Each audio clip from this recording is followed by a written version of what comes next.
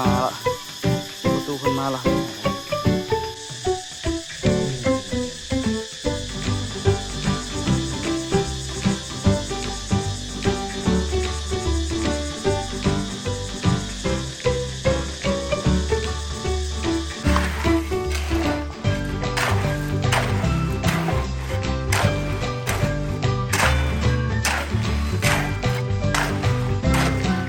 มันมานิดนึงก่อนทุกคนมันมาน้ำนิดนึงก่อนเนาะจังบ่เมื่อยเนาะแล้วก็สิจักมันไว้นิดนึงอ่ะผู้ช่วยผสมปูนหอมนี่บ่เมื่อยสบายดีทุกคนสบายดีตอนสวยนะทุกคนเนาะสวยก็สวยหลายเนาะมื้อนี้นี่ก็ประมาณ 8-9 โมงก็ตัวก็สิมาเฮ็ดเวียกเส้นเก่าเส้นเดิมเนาะเพราะว่าบ่ได้เฮ็ดก็ค่อนข้างว่าเดินเติบแล้วเนาะตัวว่าสิมาเทแบบมื้อนี้เนาะทั้งหมดอยู่4อันเนาะทุกคน4ซองว่าซั่นซะมื้อนี้แต่ว่าตัวน่ะมื้อเช้านี่ก็ไปหลายอันอยู่ทุกคนไปให้เขาเจ้าว่าสิมาเลื่อย2ต้นนี้ออกเนาะเลื่อยต้นไม้2ต้นนี้ออกแล้วก็ต้นไม้ข้างหลังนำแล้วก็ต้นไม้ยืนลุ่มมูนำเนาะมันเลยแบบยุ่งยากนะทุกคนเนาะแต่ว่าจักผัดบ่มีทุกคนก็เลยว่าสิให้เรามามื้ออื่นเนาะมื้ออื่นพุ่นแหละเราจึงสิมาเฮ็ดเนาะแต่ว่ามื้อนี้นี่ก็ตัวก็เฮ็ดเวียกแล้วนี่ไปก่อนมาเลยจิ๊กจ๊อกไปเนาะก็ถือว่าใกล้สิแล้วเต็มที่แล้วว่าซั่นซะ มาฮอดนี่น่าจะได้อยู่ประมาณถามว่าใกล้กันน่าจะประมาณให้ตัวเฉลี่ยน่าจะ 30% เนาะได้ 30% ละยังเหลืออีก 70%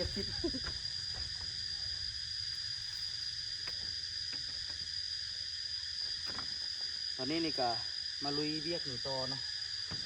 เวียกมันก็ค่อนข้างว่าหลายอย่างอยู่แต่ว่าต้องค่อยไปเด้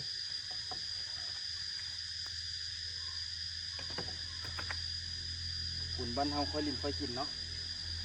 ค่อยเฮ็ดค่อยไป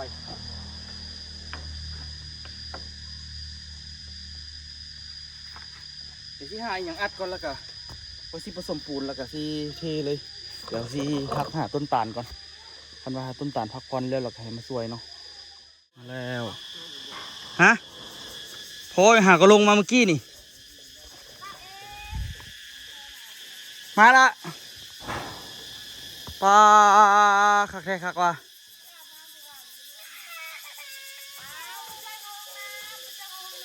เข้าห้องน้ำกับบุได้เนาะโอ้ตัวจอยมาแล้วทุกคนเลยกับอุคำมาละโอ้ยสวดสีมาฮอดเนาะทุกคนเลยแต่บริเฮ็ดอย่างจริงท่าบอกทุกคนเลยว่าตัวซื้อซีนซื้ออย่างมาไว้อยู่คักสุดหรออุคำ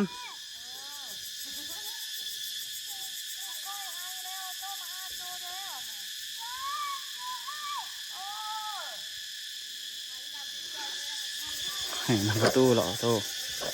ประตูคนมาละประตูคนมาละให้หาละเพื่อกับมัดแบบคนนะทุกคนเรื่อย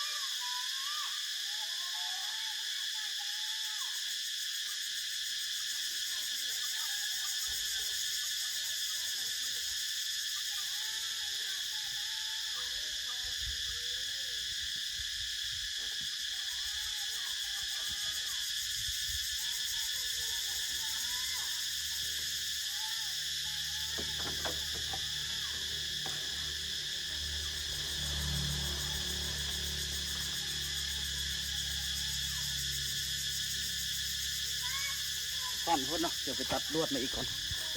ตัดลวดยาวมามัดอีกส่วนหนึ่งเฮ็ดแบบเพชรซีอันเนาะมือนี้ตอนนี้ยังใครยังมีโฮมเนาะทุกคนต่อไปมันสิบ่มีโฮมใช่ปะตอนนี้มันผสมปูนที่นี่แล้วก็คือตักใส่เลยทุกคนตัวที่ฟังนี่ก่อนมันสิสะดวกเนาะจะพูดกันตัวที่ผสมปูนพูดแหละแต่ก่อนอื่นเบิดบ่มีด้ามจกแล้วนะทุกคนตัวไปตัดเอางาไม่ดูมาเนาะเอากิ่งไม่ดูมันมาซอยเปลือกมันออกเนาะหนักโคตรเอาแต่แกนในมันนี่เนาะ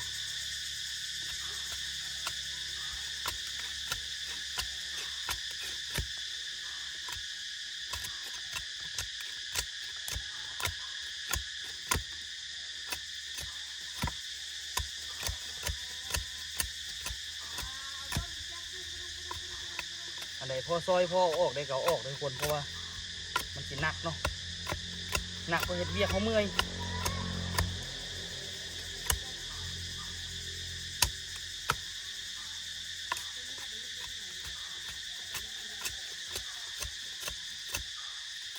ดามนี่เฮ็ดเองเบิดอันนี้กัน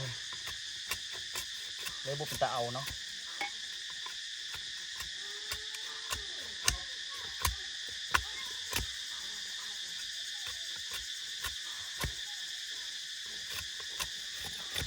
โอ้พอซอยออกมามันก็เป็นตาเบิ่งอยู่เด้ล่ะ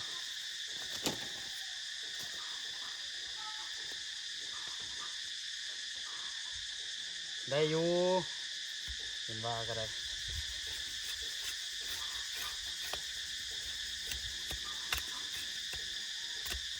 มืออื่นให้เขาเจ้าไปเลยไม่เลยตอกอะมืออื่นที่บริเทเนาะมืออื่นเนาะมืออื่นกับขั้นทันก็อาจจะแก้แบบแล้วก็ตีแบบไปไว้เนาะแล้วก็สิไปเบิ้งกับเจ้าเบิ้งเลยไม่เลยตอกเพราะว่าที่เกี่ยมปลูกอย่างใส่เงินนี่ให้กันเนาะหมักนาวบริผลเลยงงไปต้องใส่ฝุ่นให้อย่างก็ดีละ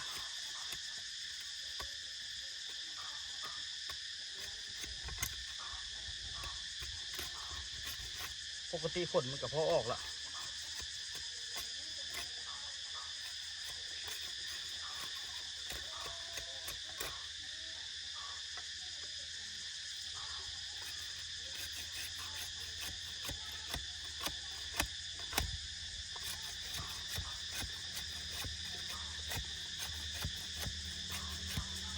นี่งามเนาะงามอยู่ดิ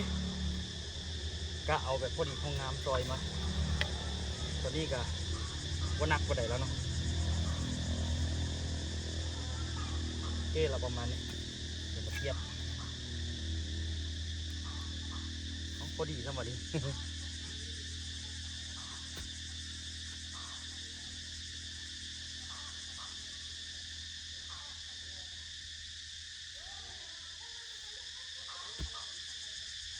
พอดีซ้ำทุกคนเลยเดี๋ยวตัวที่พาละตอกริมเสียวเนาะมันจะอยู่ดี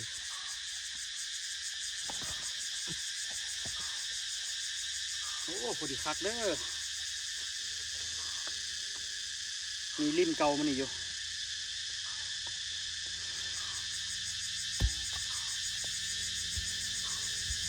พาหัวมันดิ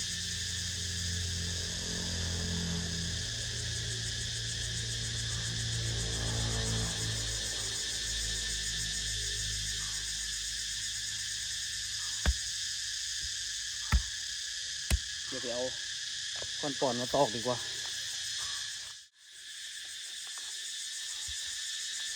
ได้ละ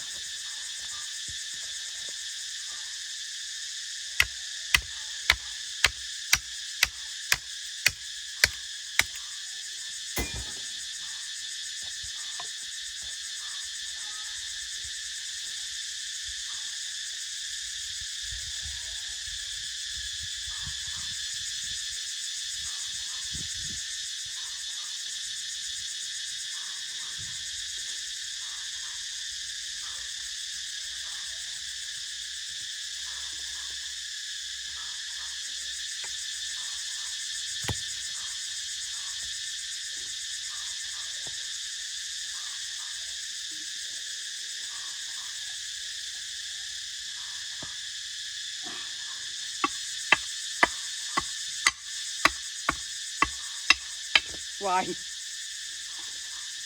เข้าไปเบิด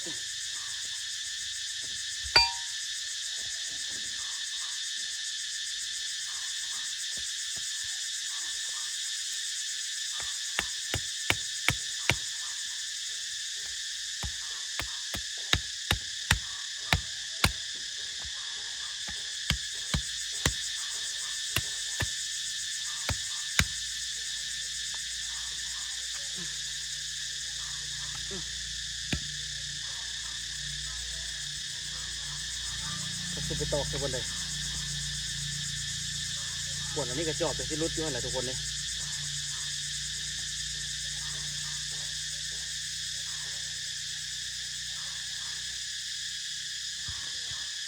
ยังว่าแมนมันบ่ได้เนาะ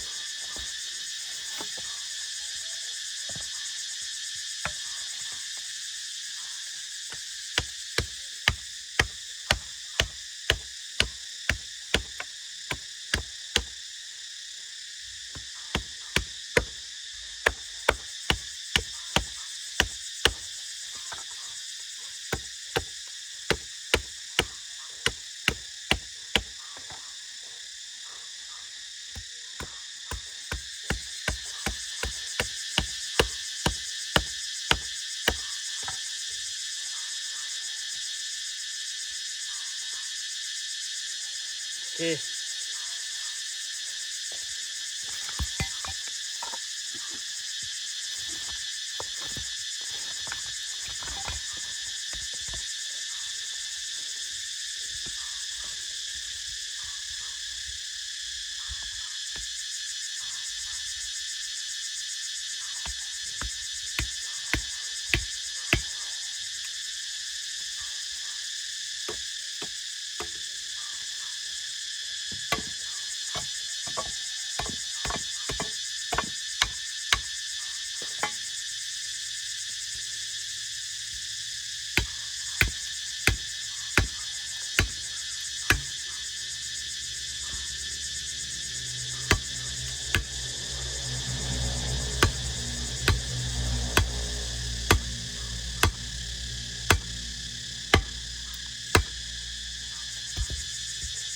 เรียบร้อย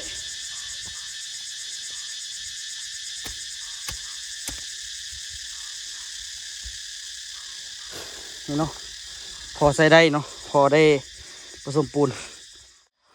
ออกกับคันโฮมเนาอันหนึงสู่โซนกับมันเนาะ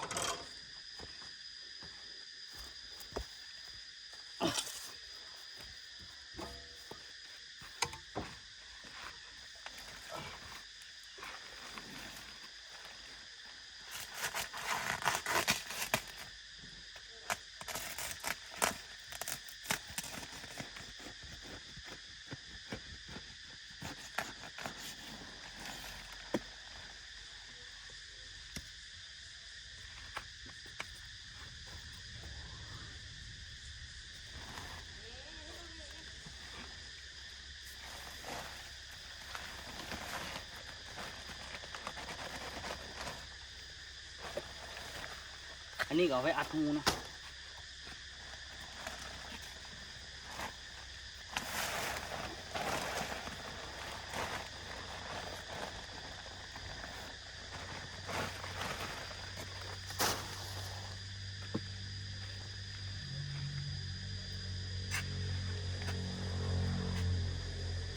จกเงาแปลกๆนะทุกคน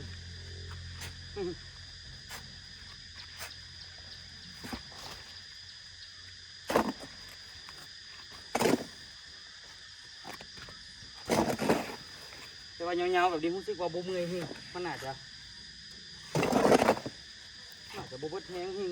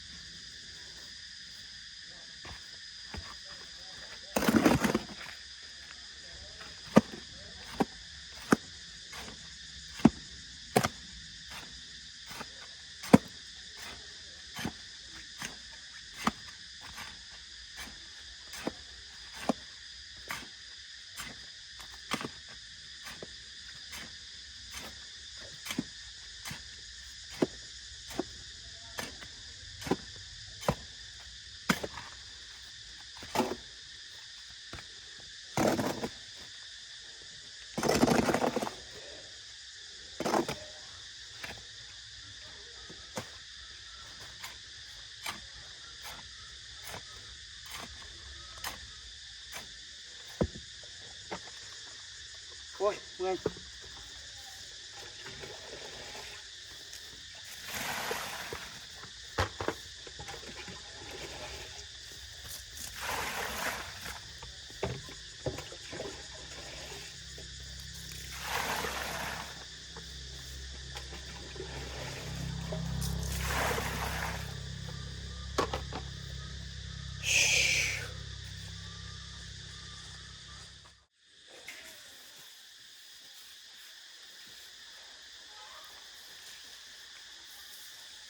เดี๋ยวที่ท่าเนาะ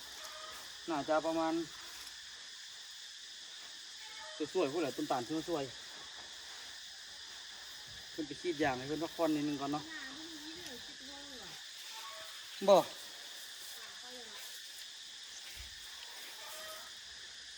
เจ็บบ่เจ็บอีหยัง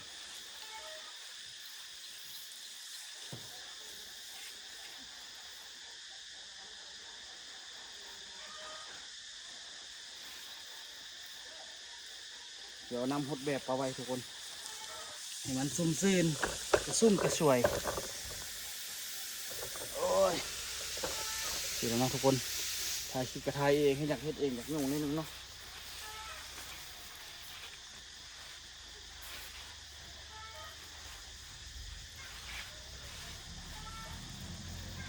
เดี๋ยวมันเปียกบักคักกูแหละไว้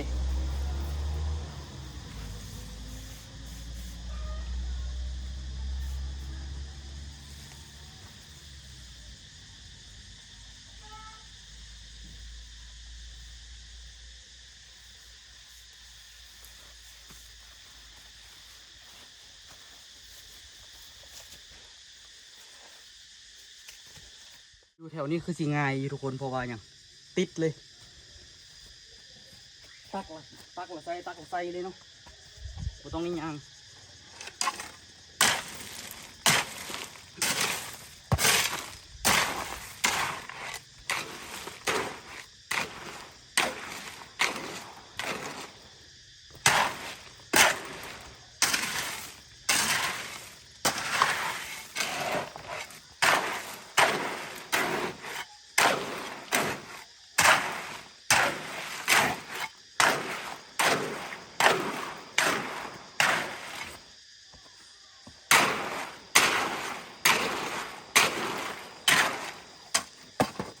เด้อบาดดิ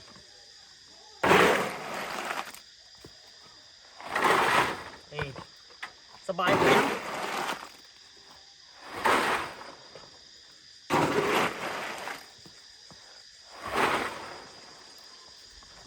ตอนนี้เลยไปเรื่อยๆบาดดิเพราะว่าขั้นไปทางนั้นตัวกระเสียวกระถางยับไป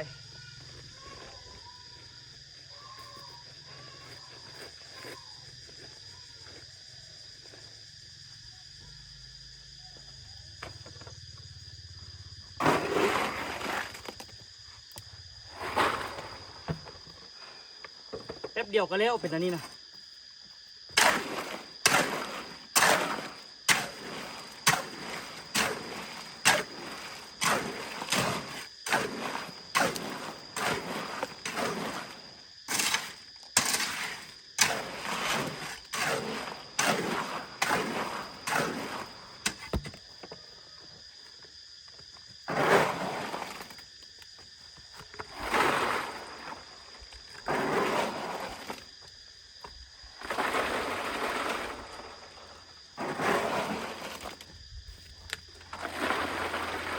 เป็นการเทคานที่สบายที่สุดแล้วครับเท่าที่เฮ็ดมา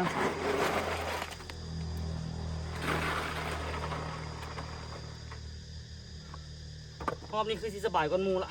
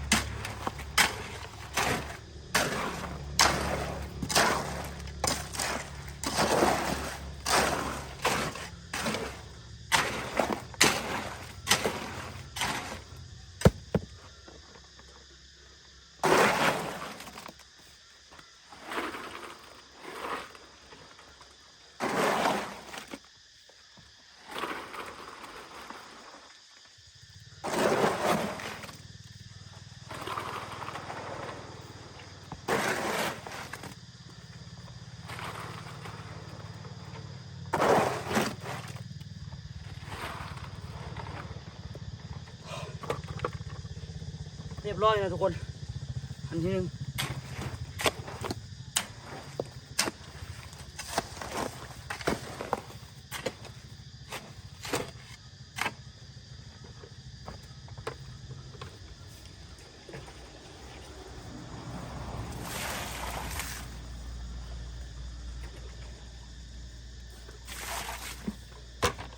เดี๋ยวไปเอามังหินอีกเนาะ ใช้เวลาบ่ฮอด5 นาทีทุกคนผสมแล้วอันนี้ง่ายแบบนี้นะชีวิตก็คือสิบ่ลำบากแบบนี้เนาะ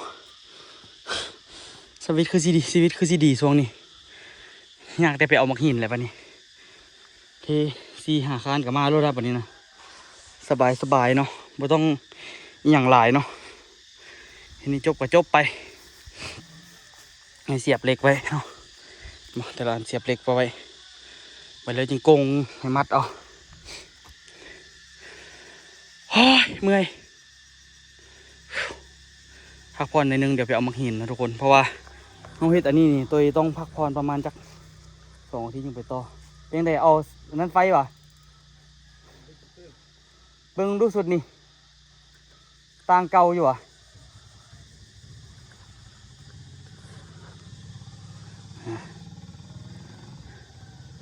มันมาเอาเหล็กของเตอร์เหล็กไฟละ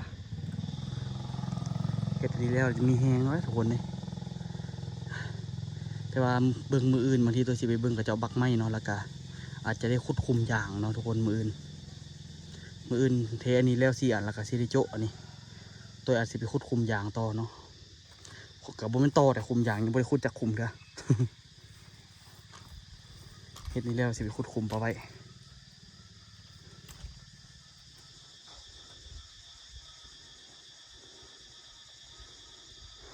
ทุกคนตอนนี้ตัวพักผ่อนโดนเติบแล้วเนาะนี่มานั่งอยู่นี่ตัวเงาะอยู่นี่เนาะมันห่มอยู่นี่ทุกคนเฮ็ดหลังคาแล้วมันห่มดีตัวเลยมานั่งอยู่นี่อยู่พุ่นมันอยากฮ้อนเนาะกล้องต้นไม้อยู่แต่มันอยากฮ้อนเดี๋ยวตัวทีมันเทใกล้สิจำบ่แหละทุกคนมาตักมาหินเพิ่มเนาะแล้วก็ไปลุยต่อทุกคนปูนกระสอบที่2ทุกคนมาปูนไปก่อนเนาะไปพักผ่อนไปนี่ส่งมาปูนนี่เนาะส่งปูนมาอีกได้อีกนิดนึงเนาะตัวนี้คือเรียบร้อยเนาะละเอียดจิ๊บโอ้ยฮ้อนเป็นนั่งพักผ่อนอยู่ข้างหน้าเลยทุกคนยังสบายเนาะเดี๋ยวจะเอาตังค์ไปนำดีกว่าตังไปนั่งคักๆสบายเนาะแล้วก็เจ็บก้นแบบนั้นเจ็บก้นย้อนนั่งตังอันนี้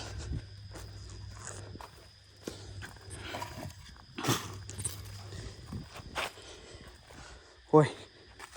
ฮ้อนทุกคนคิดว่าเฮ็ดเบียกตอนช่วงนี้โอ้ยสุดยอดเลยแหละผมฮ้อนแล้วไปเฮ็ดอันนี้แต่นั่งอยู่นี่กับใครเนี่ยมันเย็นดีนะทุกคนเฮ้ยโอ้ยโอ้ยโอ้เต็มที่กับหนาเบียกเนาะมื้อนี้4 คานนี่ต้องแล้วคันแล้วมื้อแรงตัวสิไปขุดคุมยางเนาะใจแย่เดี๋ยวนี้อยากปลูกยางให้มันแล้วไปได้โตเอิ้นพ่อวะบ่เอิ้นพ่อจอยวะมาหน่อย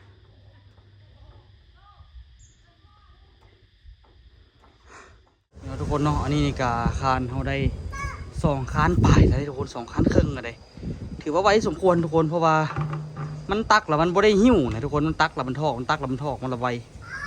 โอ้คันมาวางแผนเฮ็ดอันนี้แต่แรกนี่มันก็ไวแต่แรกแล้วนะทุกคนอันนี้มันไก่นะบนผสมปูนไก่บนเฮ็ดเนาะวันนี้คือหนาเบียกบนผสมปูนคืออยู่บนไซเลยเนาะได้มาแล้วก็ทอกโอ้ยไวเทไววาทุกคนเลยตอนนี้นี่ก็พักผ่อนนิดนึงเนาะมากินน้ำนิดนึงแล้วตัวซีฟ้าเทอันนี้เห็นมันแล้ว4 อันเนาะทุกคนแล้วก็อันต้นตาลมาเทนิดนึงแล้วซีซ้อนต้นตาลไปขุดคุมยางไว้เนาะขุดคุมกับไว้ธรรมดาเด้อสิแล้วมื้อนี้นี่ก็ได้เป็นยังไงไปใต้มีหยังมาแซ่ฟังบ่มีอย่างมีแต่รู้สึกสบายใจรู้สึกแบบตื่นมาบ่ได้วุบลุกวนหุ่นก็แบบมีแต่ความสบายมีความทุกข์เลยเอาละจมมานอนรถเมื่อยนะนี่บ่มีเลยอันนั้นก็เป็นส่วนหนึ่งแต่ว่าก็ยังสบายกว่านั้นก็มีแต่นอนยุดนอนเฮือนเราอยากนอนอย่างเดียวหูหอบหูมีได้รับได้นอนบ่ได้หูเลยคือเจ้าไปฮะเราบอกไปใส่เจ้าไปเที่ยวฮะเราบอกก็เป็นคือเจ้าอะไรคำค่อยไปเที่ยวตอนใดนี่เจ้ากำลังสิไปดิหาขี่รถไปฮะด่ะ อันนั้นเที่ยวตายละข่อยจะหูว่าข่อยเป็นเหนือข่อยโคตรทรมานเลยทรมานบ่ได้หูบ่พอกท้องล่ะครับรถเบิดมือกินข้าวบ่ได้เป็นอาทิตย์น้ำหนักบ่ลงได้ล่ะ กินข้าวปะเนี่ย ตกแรงมาปลาถูกไปเนี่ยเมื่อกี้นี่จะไม่ทรมานบ่เจ็บท้องอ่ะทุกคนบ่ได้ทรมานอย่างเด้เจ็บท้องถอกท้องเจ็บกระเพาะเจ็บท้องขับรถกับเมื่อยเบิดมือเนาะตอนนี้นี่ก็ถือว่าใกล้สิแล้วเต็มทีแล้วแต่ว่ามานั่งพักผ่อนในนึงเนาะแล้วก็สิไปลุยต่อแล้วเข้าคือว่าบ่ทันหิวปานใดเถอะแต่ว่าเจ็บกระเพาะละมีแต่แกงนอกตำหุ่งว่ะแห้งคักกระเพาะของใหญ่เลยอันนี้นี่รู้สิกินบ่ได้อะถ้าตำหุ่งกับแกงนอกเพราะมันแซ่บกระเพาะมันเป็นกรดไหลย้อนนี่อยู่ตอนนี้น้ำมันนี่มาอีกละเบิ่งเฮียนแบบโออิซิขนาดกล่องแต่โบนโออิซิเลย โอ้ยเนาะจะมันคือกันได้ต้อยปูนเพิ่มมาทุกคนแล้วไป2 อันละอันที่3นี่ค่ะอีกบ่โดนละสิแล้วนี่เห็นบ่ไม่แบบซ่อนกันตัวนี้เนาะแบบตัวนี้มันงามหรอมันกระบบเปลืองปูนทุกคนตัวผสมปูนในเดียวนึงก็แล้วละอันนี้ค่อนข้างดีอยู่เนาะ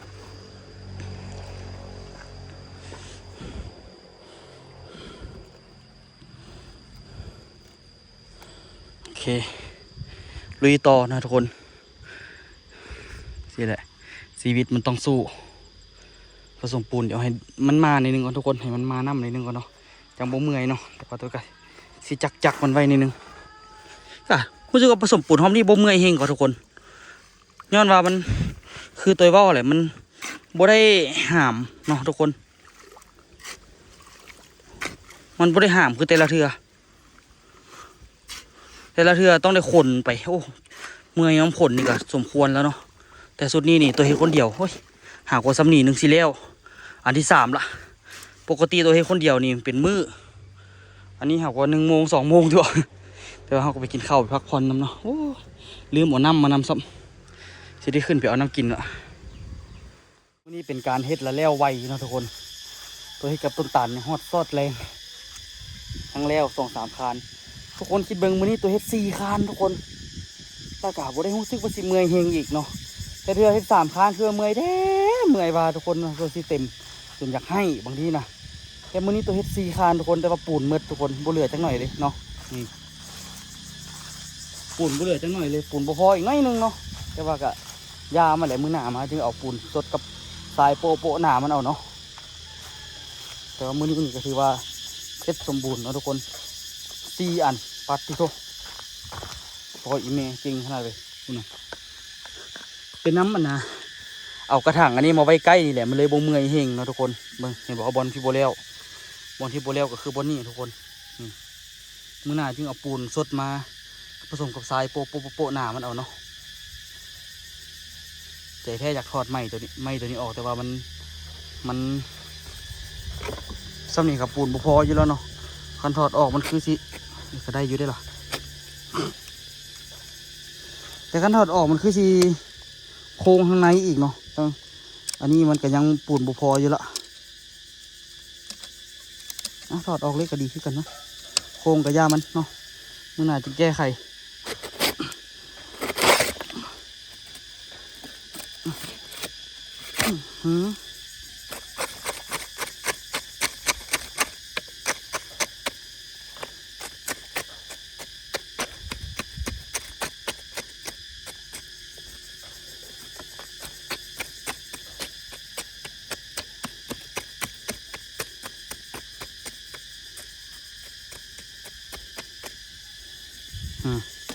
เหลือบ่พอวันนี้เนาะ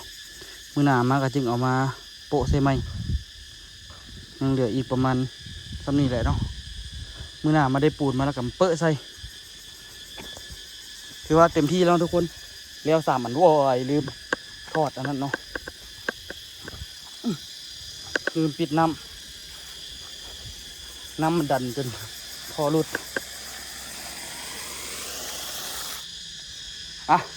ถือว่า จบเนาะทุกคนเรียกมือนี้อาจจะได้ไปถามอีนาเกิดลูกคนละจึงสิได้มาเฮ็ดลุยต่อเนาะเป็นยังไงก็ฝากทุกคนติดตามเด้อเนาะเดี๋ยวเอาไว้เจอกันคลิปหน้าทุกคนสำหรับคลิปนี้บ๊ายบายทุกคนสบายดีเด้อแล้วเนาะสุดยอดอะลีเต็มที่ขนาด1 2 3 4